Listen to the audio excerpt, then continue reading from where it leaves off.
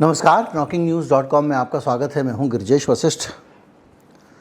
क्या Netanyahu Trump के कारण एक बड़ी परेशानी में या बड़ी मुसीबत में पड़ गए हैं? क्या ट्रंप ने ईरान पर ये जो बम टपका के इज़राइल के लिए नई और ताज़ा मुसीबतें खड़ी कर दी हैं? क्या इज़राइल आज कुछ चीज़ों के लिए पछता रहा होगा? वो कौन कौन सी अतीत की बातें हैं जो कभी इज़राइल को लगती होंगी कि वो बहुत अच्छे काम कर रहा है, आज वो उसके लिए सरदर्द बन गई हैं? क्या आने वाले समय में इज़राइल को वो सब भोगना पड़ेगा जो उसने अतीत में कभी नहीं भोगा? क्या अभी से इज़राइल बहुत नाजुक स्थिति में पहुंच गया है? इन सारी चीज़ों को हम समझने की कोशिश करेंगे। ईरान के साथ कितना और कहां कहां अन्याय हुआ और इज़राइल के इशारे पर अमेरिका ने ईरान के साथ क्या क्या किया, ये भी हम जानेंगे। और ये जानेंगे और इस पर चर्चा करेंगे, बावजूद इसके करेंगे कि हमारी अपनी जो धारणा है अभी तक के विश्लेषण के आधार पे, जिद नहीं है, विश्लेषण किसी का भी कभी भी गलत हो सकता है। हम उपलब्ध जानकारियों के आधार पर, परिस्थितियों के आधार पर, संबंधित व्यक्तियों के जो मनोवैज्ञानिक स्थिति है उसके अध्ययन के आधार पर कुछ नतीजे निकालते हैं, कुछ अनुमान लगाने की कोशिश करते हैं। और वो अनुमान सही भी हो सकते हैं, गलत भी हो सकते हैं। जब सही होते हैं तो हम बहुत खुश होते हैं, कभी कभी गलत भी हो जाते हैं। तो उन अनुमानों के होने के बावजूद, अनुमानों को लेकर हम मुकदमा नहीं लड़ रहे हैं कि नहीं हमने कह दिया तो यही होगा, ऐसा अहंकार एक तरफ रखते हुए थोड़ा सा आज हम अलग नज़रिए से चीज़ों को समझने की कोशिश करते हैं। ये भी नज़रिया है, ये भी एक विश्लेषण है। दरअसल अब डोनाल्ड ट्रंप ने दो काम किए स्ट्राइक करने के बाद। पहला काम उन्होंने ये किया कि ये घोषित कर दिया कि अब हमने परमाणु ठिकाने ईरान के ख़त्म कर दिए। दूसरा ये कि अमेरिका अब और हमले नहीं करेगा अगर ईरान ने हमले नहीं किए तो। और उसने ये भी कहा कि उम्मीद करते हैं ईरान चुप बैठेगा। लेकिन डोनाल्ड ट्रंप की बातें कुत्ते की लाते हैं, हमारे यहाँ की जो कहावत है उसके हिसाब से। और उस कहावत से भी बड़ी बात यह है कि जब दो भाई लड़ रहे हों और एक भाई पापा को बुला ले और पापा आके अगर एक भाई को थप्पड़ मार दें तो पापा के जाते ही वो दूसरे वाले को बहुत कूटता है। कहता तेरे चक्कर में मेरी कुटाई हुई है बेटा, तूने मुझे मार पड़वाई है। अब इस केस में पापा तो नहीं है अमेरिका, लेकिन कम से कम जो है वो बड़ा दादा गुंडा टाइप का तो है। तो बोले इसको जाने दे। कई बार लोग पुलिस को बुला लेते हैं, पुलिस के जाने के बाद फिर ठुकाई होती है कि तूने पुलिस बुलाई तो कैसे बुलाई। तो इज़राइल जो है वो उस तरह के चक्र में फंस गया है। अब हो ये रहा है कि अमेरिका तो मारपीट करके निकल गया, और उसके बाद क्या हुआ, उसके बाद जो हुआ वो हम अभी अच्छी तरह से समझेंगे। लेकिन किस तरह से इज़राइल ने भड़का के हालात बिगाड़े, इसको भी समझना ज़रूरी है। किस तरह से अमेरिका का इज़राइल ने, अब तो ये पक्का हो गया कि इज़राइल अमेरिका का हथियार नहीं है, अमेरिका इज़राइल का हथियार है। मतलब हाथ अगर इज़राइल है तो अमेरिका चमचा है। तो इस सिचुएशन में अब आप एक बात को समझिए कि अगर कल के दिन पाकिस्तान को ये लगता है या हमको लगता है कि पाकिस्तान को हमको पाकिस्तान से खतरा है, उसके पास परमाणु बम है, तो हम जाके उसके यहाँ पे बम गिराएं। परसों चीन को अगर लगता है कि अगर हमारे पास परमाणु बम रहेगा तो उसके लिए खतरा हो सकता है, तो हमारे यहाँ मिसाइल बम गिरा के चला जाए। या अटल जी के ज़माने में जब पाकिस्तान अपना परमाणु परीक्षण कर रहा था और भारत सरकार को पता था, तो जाके उसका नष्ट नहीं कराते सारा का सारा जितना भी था। उसकी जगह अटल जी ने तो ये किया, यहाँ कर दिया जाके परमाणु विस्फोट, बुद्धा इस्माइल बोल के, और 1 महीने के अंदर पाकिस्तान को उससे मौका मिल गया, उसने भी कर लिया। वो तैयारी करके बैठा हुआ था और भारत ने बहाना दिया पोखरण 2 करके। हमारे पास इंदिरा गांधी के ज़माने से था, लेकिन हमने किया और सोचिए कि कि तैयारी रही होगी पाकिस्तान की, तभी तो हमारे करते ही पीछे से उसने कर दिया 10-15 दिन के अंदर ही। तो इससे ये पता चलता है कि हम भी अगर उस पर गिरा सकते थे तो क्या दुनिया अब ऐसे ही चलेगी जिसके मन में आएगा भैया इसके यहाँ परमाणु बम हो सकता है तो उसको हम नष्ट कर दें। अरे भैया हो सकता है कि आधार पे भी तुम किसी के ऊपर बम गिरा दोगे, युद्ध छेड़ दोगे। इजराइल ने मिसाइलें छोड़ दी, हद की अंधेरगर्दी चल रही है। तो ये जो अंधेरगर्दी चल रही है ये बावजूद इसके चल रही है कि ईरान जो है वो लगातार सारे नियमों का पालन कर रहा है। वो कह रहा है कि हम बम नहीं बना रहे हैं भैया। अब आपको मैं कुछ चीज़ें बताता हूँ, उससे आपको आइडिया लगेगा कि ये किस तरह का पूरा इंसाफ चल रहा है। ईरान को इन दुनिया भर के यूरोपियन कंट्रीज़ में तानाशाह ये वो करके घोषित कर दिया है, क्योंकि वहाँ पर एक सुप्रीम लीडर होता है, इसी से इनको ऐतराज़ है। लेकिन वहाँ संसद भी होती है। खैर, JCPOA 2015 में एक समझौता हुआ जिसमें अमेरिका, ब्रिटेन, फ्रांस, चीन, रूस और जर्मनी के बीच में ये हुआ, और एक ईरान। इन लोगों ने एक न्यूक्लियर डील की। इस डील के मुताबिक बहुत सारी चीज़ें ऐसी थीं जो ईरान के ऊपर लागू होती थी। ईरान तैयार हो गया। अब उसका परमाणु बम बनाने का इरादा इस डील के लागू होने के बाद ख़त्म हो जाना चाहिए। इससे कहा गया कि आप यूरेनियम का जो संवर्धन है यानी उसका प्यूरिफिकेशन है वो 3.7% से ज़्यादा नहीं करोगे। ज़्यादातर इंसानी ज़रूरतें, बिजली घर बनाना, ये सब इसमें पूरी हो जाती हैं। फोर्डो प्लांट जो है उसको आप इस्तेमाल नहीं करोगे, उसको आगे नहीं बढ़ाओगे, क्योंकि वहाँ पर वो यूरेनियम का प्यूरिफिकेशन होता है। इन्होंने कहा ठीक है, इन्होंने उसको बना दिया, एक रिसर्च साइट बना दिया। जिस फोर्डो पे इन्होंने बम गिराया है वो एक रिसर्च साइट है। अमेरिका और इजराइल कहते हैं कि वहाँ पे परमाणु बम के लिए शुद्धिकरण हो रहा है उसका, या प्रसंस्करण हो रहा है। IR-1 के अलावा और कोई एडवांस सेंट्रीफ्यूज नहीं लगाओगे। अब ये क्या होता है, ये सेंट्रीफ्यूज जो है, सेंट्रीफ्यूगल सिस्टम जो होता है, सेंट्रीफ्यूज जैसे आप टेस्ट ट्यूब होती है ब्लड बैंक में, उसमें सीरम अलग करना हो, कोई भी चीज़ को तेज़ी से घुमाओगे तो वो उसमें जो है भारी चीज़ें नीचे हो जाती हैं, हल्की चीज़ें ऊपर हो जाती हैं। दूध की डेयरी वाला भी करता है, वो तेज़ी से जब आप घुमाते हो धागे में पत्थर बांध के लंगड़ बना के, तो लंगड़ भी जो है वो अपने आप घूमता है। तो सेंट्रीफ्यूज मतलब जब कोई चीज़ घूमती है तो वो बाहर की तरफ कुल मिला के उसमें जो है परमाणु जो है ना उसका वो होता था। शुद्धिकरण में ज़्यादा विज्ञान समझा रहा हूँ आपको। और यूरेनियम स्टॉक 300 किलो से ज़्यादा नहीं रखोगे। ईरान ने इसका भी पालन किया और हमेशा आप इसको अंतर्राष्ट्रीय निगरानी के अंदर रखोगे अपने कार्यक्रम को। ईरान ने कहा ठीक है, IAEA को फुल एक्सेस दे दिया जाएगा। सब कुछ बढ़िया था, इस समझौते में कोई खतरा नहीं था। अब आप सोचिए, इसके अलावा ईरान ने नॉन प्रोलिफरेशन ट्रीटी, परमाणु अप्रसार संधि, उसको भी साइन कर दिया। यानी कोई भी अब परमाणु को और आगे परमाणु बम ना बनाए जाए, जिसके बन गए। कायदे से तो इनको सबको भी कम करवाना चाहिए। 5 से ज़्यादा कोई नहीं रखेगा, ना अमेरिका, ना रूस, ना चीन, ना भारत, ना पाकिस्तान। क्यों करना है यार ये आदमियों को मारने वाले हथियार का इस्तेमाल? तुम्हारे अंदर हिम्मत है तो तलवार लेके लड़ो।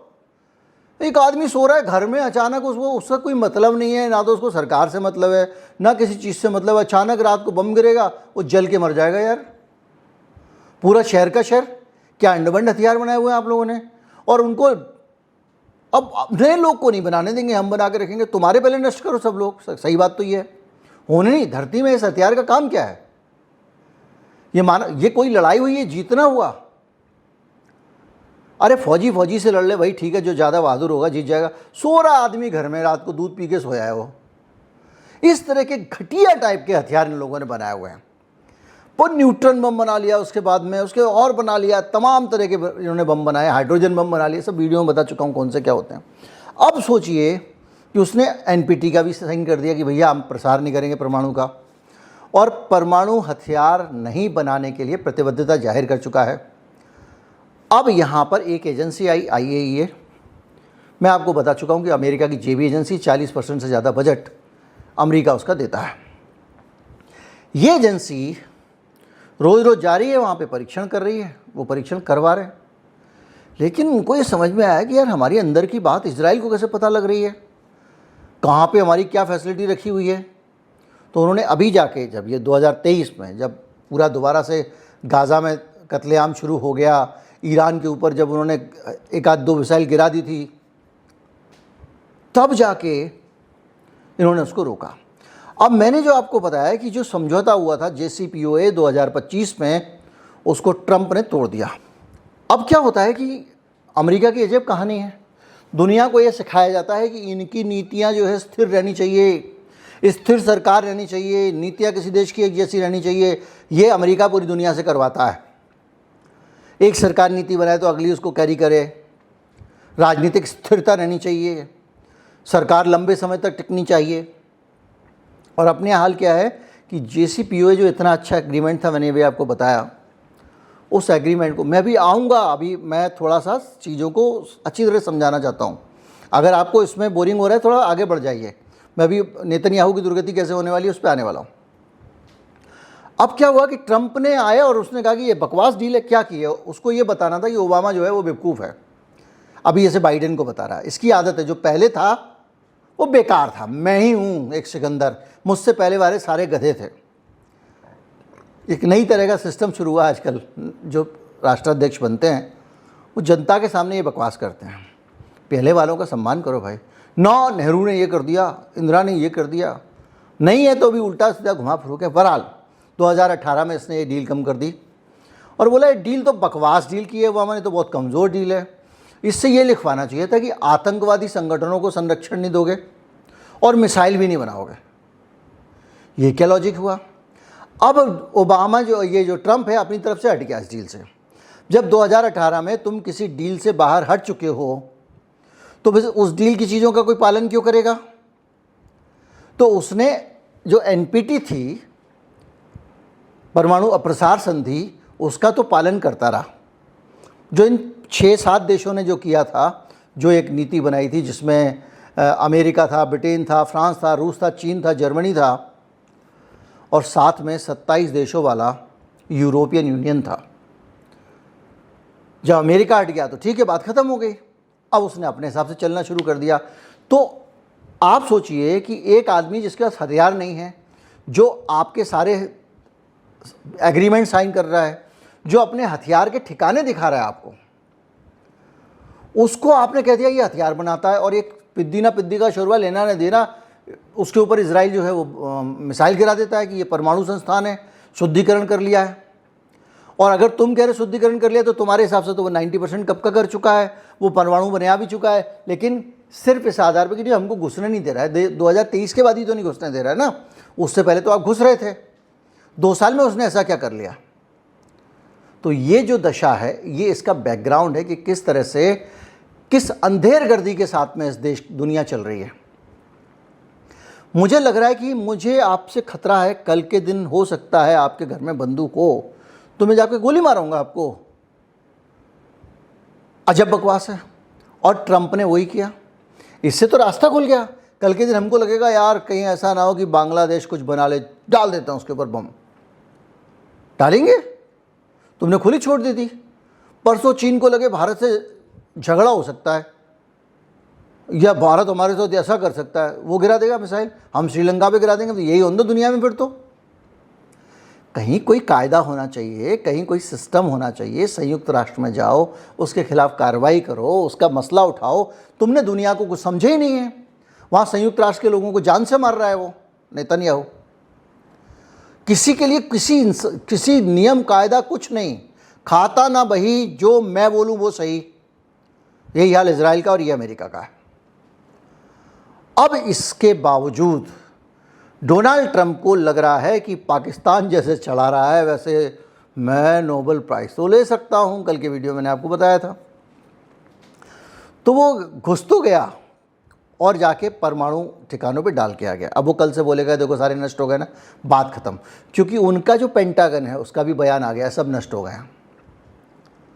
हालांकि एक अलग बात है कि एक अलग समूह है जो लगातार सैटेलाइट इमेज वगैरह के जरिए कह रहा है कि ईरान ने सारा माल वहाँ से हटा लिया था, ट्रक व्रक सब दिख रहे हैं।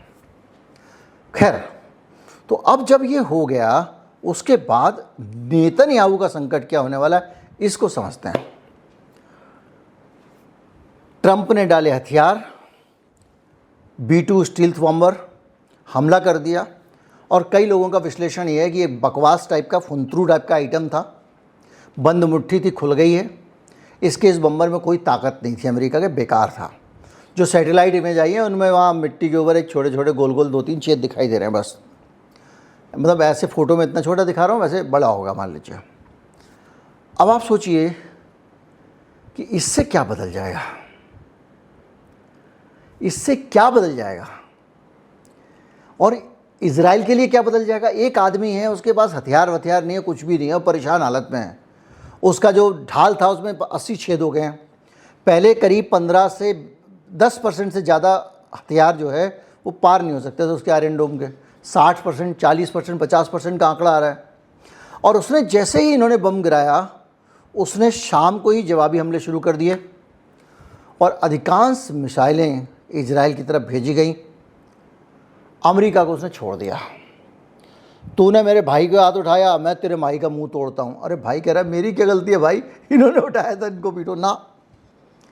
तो अब गलती तो है क्योंकि इजराइल ने तो भेजा था उसको। तो इजराइल को जो अमेरिका ने जो स्ट्राइक किया था वो तो अपना एक लेबोरेटरी के ऊपर डाल के चला गया। इसने जो है वो बुरी तरह से 100 ठिकाने माने जा रहे हैं, 100 जगह पे ईरान ने तबाही कर दी उसके जवाब में, जो ट्रंप ने गिराया था। अब उसमें जो है 22 जून को, 23 जून को, 24 जून को खूब सारे हमले हुए और धीरे धीरे करके आप देख रहे हैं कि इजराइल को हाथ में नहीं है, वो जहाँ चाहते हैं वो बम गिरा के आते हैं। आप सोचिए कि सैकड़ों मिसाइलें गिर चुकी हैं इजराइल के ऊपर। 14 शहरों पे हमले किए उसने। आयरन डोम थक चुका है। 10% मिसाइलें पहले गिर रही थी, अब ये एक संख्या बढ़ती जा रही है और धीरे धीरे करके जो शहर हैं उनकी बिल्डिंगें हैं अब वो भी मिसाइलों से उड़ाई जा रही हैं। ये अलग बात है कि वो सावधानी बरत रहे हैं, अपार्टमेंट वगैरह नहीं गिरा रहे हैं, सरकारी दफ्तर, इंपॉर्टेंट ठिकाने वगैरह, इन सबको गिरा रहे हैं। लेबनान, गाज़ा और ईरान, तीनों तरफ से अब हमले होने शुरू हो गए हैं। लेबनान मतलब साउथ लेबनान, हिजबुल्लाह। अब सोचिए, अमेरिका तो हो गया हिट एंड फॉरगेट, बम गिराए भाग गया। अब चक्कर ये है कि लगातार जो है वो मिसाइल गिर रही हैं। उसमें यह है कि तेल अवीव, हाइफा समेत 14 शहरों में उसने इजराइल में बम गिराए, ऐसी जानकारी छपी है। वो 14 शहर कौन से नहीं पता है, 14 हैं भी कि नहीं ये भी पता है, लेकिन जानकारी ये है। 30 से ज़्यादा मौतें हुई हैं। किसके जवाब में? वो जो चट्टानों के ऊपर गिराया था बम अमेरिका ने, जिससे कोई नहीं मरा। हाइपरसोनिक मिसाइल आयरन डोम पे गिराई गई है और तमाम सारी गाइडेड मिसाइल जा रही हैं, जो जिस जगह चाह रहे हैं वहाँ पर जा रही हैं। बहुत सारे इनके दफ्तर, इनकी फैसिलिटीज़ वगैरह नुकसान। देखिए मैं आपको बताऊं, मैं आपको एग्जैक्ट इन्फॉर्मेशन क्यों नहीं दे पा रहा हूँ पता है आपको? मैंने एक वीडियो बनाया था आपको कुछ दिन पहले। इजराइल में ज़बरदस्त सेंसरशिप है। इजराइल के बाहर के पत्रकारों को छांट के अलग कर दिया गया है। वो कोई रिपोर्टिंग कर नहीं सकते। कहीं पे कोई रिपोर्टर, अभी पिछले दिनों खबर आई थी, जर्मन टीवी की महिला रिपोर्टिंग कर रही थी, एक आदमी उससे कहा कि आप यहाँ पे नहीं कर सकते हो, आर्मी ने मना किया है। सारे के सारे इंटरनेशनल मीडिया हाउसेस को निर्देश है कि आप वहाँ की कोई भी खबर नहीं दिखाओगे, और दिखाओगे तो बहुत गोल मोल सी दिखाओगे, स्पेसिफिक जानकारी नहीं दोगे। तो ये सारी चीज़ें जो हैं वो अपने आप में बता रही हैं कि किस तरह से इजराइल में सेंसरशिप है। तो इजराइल क्या कर रहा है कि पिट भी रहा है और रो भी नहीं रहा है। एक तो अपने लोगों को मरवा रहा है और दुनिया को बताना भी नहीं चाह रहा है। बीच में कोई घटना हो जाती है, जैसे अस्पताल के बगल में गिर गई, देखिए देखिए देखिए मानवाधिकार मानवाधिकार। 34 में से 32 अस्पताल गाज़ा में तुम खुद नष्ट कर चुके हो। अब हालत ये है कि इसके पास जो जंग है वो ये है कि सुरक्षा भी उसको करनी है अपनी। कैसे फंसा है नेतन्याहू समझिए, उसको अपनी सुरक्षा भी करनी है। हथियार उसके पास ख़त्म हो गए हैं, रसद 3 दिन की बची हुई है, 3-4 दिन की बस। उसके बाद में उसके पास ये आयरन डोम 10,000 से 15,000 करोड़ रुपए करोड़ डॉलर रोजाना खर्च कर रहा है वो जो आयरन डोम पाले हुए हैं। तुम यहाँ से अगर पत्थर भी फेंकोगे, मतलब बात कह रहा हूँ, पत्थर पे नहीं चलेगा वो, तो आयरन डोम के अंदर से एक महंगी मिसाइल निकलेगी। वो 36-37 हज़ार रुपये का ड्रोन छोड़ता है और इनकी मिलियंस डॉलर की मिसाइल निकलती है उसको मारने के लिए। और वो एम ही 30-35 हज़ार के ड्रोन छोड़े जा रहा है दनादन कि तुम चलाओ बेटा मिसाइल। और उससे जो है उसका हथियारों का बहुत ज़्यादा जखीरा डिप्लीट हो गया, ख़त्म हो गया है। अब उसको सुरक्षा करनी है। अब उसकी नागरिक उसके असुरक्षित हो गए, क्योंकि अब कुछ ऐसी जगहों पर भी बम कर रहे हैं जहाँ से लोगों को डर लगने लगा है। आज तस्वीरें आई हैं कि किस तरह से छोड़ के इजराइल भाग रहे हैं लोग। इजराइल के लोग छोड़ के भाग रहे हैं जान बचाने के लिए, शहर छोड़ के पलायन कर रहे हैं कि भैया भागो इस देश से। ऐसी दुर्गति गाज़ा वाले नहीं भागे, या हो सकता भागने नहीं दिया गया हो, स्थितियाँ भी नहीं थी, कहाँ से निकलते, लेकिन ये भाग रहे हैं। और इस पूरे बीच में जनता के सेंटीमेंट बचा के रखना है। सोचिए देश में भगदड़ मच गई है और 3 मोर्चों पर लड़ाई है, 4 मोर्चे, बल्कि उधर से हूती भी जारी हैं, हमास भी जारी है और ये भी है लेबनान, साउथ लेबनान में हिजबुल्लाह। ऊपर से ये मूर्ख ऐसे हैं कि ऐसी मुसीबत की दशा में भी हमास में भी जाके बमबारी कर रहे हैं और आपका वेस्ट बैंक में भी कर रहे हैं, यानी जो वहाँ पर अभी फ़िलिस्तीन के लोग हैं उनके ऊपर अभी भी बम डाल रहे हैं।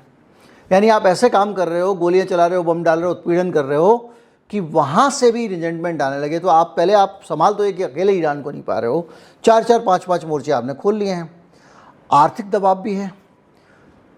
इंटरसेप्शन जो है, खाली इंटरसेप्शन, वो 3 से 4 हज़ार करोड़ डॉलर का खर्चा करवा रहा है सिर्फ इंटरसेप्शन। और इसके अलावा बहुत सारे दुनिया के देशों को उसने अपने खिलाफ कर लिया जो थोड़ा कंफर्टेबल थे। रूस, चीन, टर्की, कतर, इसके अलावा पाकिस्तान पे दिना पिद्दी का शोरबा आंख दिखा रहा है। और ऐसे बहुत सारे देश जो है वो अब खुल के इजराइल के ख़िलाफ़ हो गए। यानी दुनिया में जहाँ पे भी आप जाओगे तो आप अकेले पड़ोगे एक तरह से। आपके साथ कौन है? मेरे पास माँ है, इस टाइप का हाल है। अमेरिका जी मेरे साथ है। इस चीज़ों के बीच में अमेरिका भी जो है ना सिर्फ बयान दे रहा है, जिसको कहते हैं एक्टिव तरीके से ना तो कोई सैन्य भागीदारी कर रहा है।